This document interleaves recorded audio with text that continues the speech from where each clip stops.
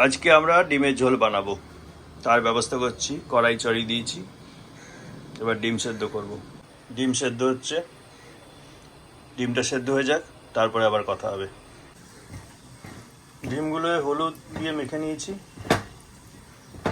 আর ডিমগুলো একটু চিড়ে চিড়ে দেবো। ডিমগুলো একটু চিড়ে চিড়ে দিয়েছি, এই দেখুন। তেল ছাড়ছি, এই তেলটা একটু গরম হলে এতে ডিমগুলো দেবো। ছাড়ছি, এবার ডিমগুলো ভেজে নেবো। আলুতে হলুদ মাখিয়ে নিয়েছি, দিয়ে একটু পর ডিম ভাজা হয়ে গেলে আলুগুলো একটু ভেজে নেবো। ডিম ভাজার তেলে আমি আলুগুলো ভেজে নেবো। আমরা আলু একটু বেশিই খাই, ওই জন্য বেশি করে আলু দিলাম। আলুগুলো ভাজা ভাজা করে তুলে নেবো, আর ততক্ষণে চলুন মশলাটা বেটে নিই। মশলাটা বাটবো ছোট্ট শিলনোড়া। মশলাটা বেটে নিয়ে তারপর আমি দেখাচ্ছি মশলাটা কীরকম হলো। দেখুন, ছোটো শিলনোড়াতে এরমই বাটা যায়, এর থেকে ভালো বাটা যায় না। এ তো আর এরমই বাটতে হয় ছোটো শিলনোড়াতে। তো মোটামুটি বাটা হয়ে গেছে, এবার রান্নাটা চালু করি। প্রথমে পেঁয়াজ দিলাম, তেলটা আর একটু গরম হতো, তাও হয়ে যাবে।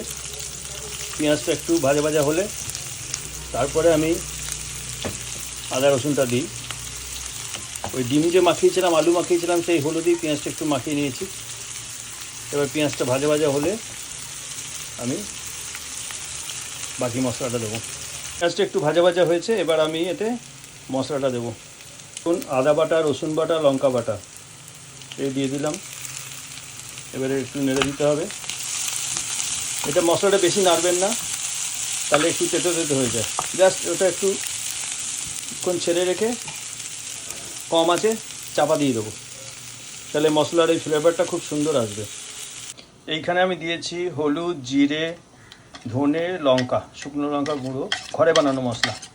এটা গুলে নিয়ে একটু ভিজতে দেবো, দিয়ে মশলা যখন একটু ফুলে যাবে তখন আমরা এটা এতে রান্নায় ঢালবো। চলুন, আমি মশলাটা একটু গন্ধ ছাড়ছে, এবার একটু নেড়ে দিই। এই ঝাঁঝ আসছে, গোলা মশলা ঢেলে দিলাম। কি সুন্দর গন্ধ। এবার এতে দেবো আমি টমেটো, দিয়ে নাড়বো। আন্দাজ মতো দেবেন। ভাজা হয়ে গেছে, এবার জল দেবো।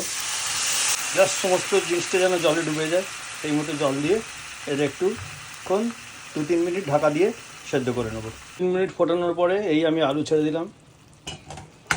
আলুগুলো ছেড়ে দিয়ে আবার চাপা দিয়ে দেবো।